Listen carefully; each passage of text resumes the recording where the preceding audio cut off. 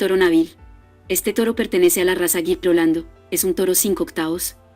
La fecha de nacimiento es el 25 de octubre de 2014.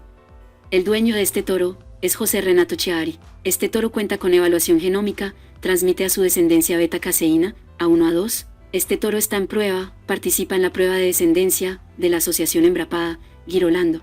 Los resultados de la prueba de progenie se darán a conocer en el año 2024. Existen toros A1-A1 que producen solamente beta-caseína 1, tenemos toros que son A1-A2 heterocigotos, que producen los dos tipos de beta-caseína, y tenemos toros que son A2-A2. Si quieres adquirir la genética de este toro, en la descripción del video te dejaremos los datos de contacto del distribuidor autorizado.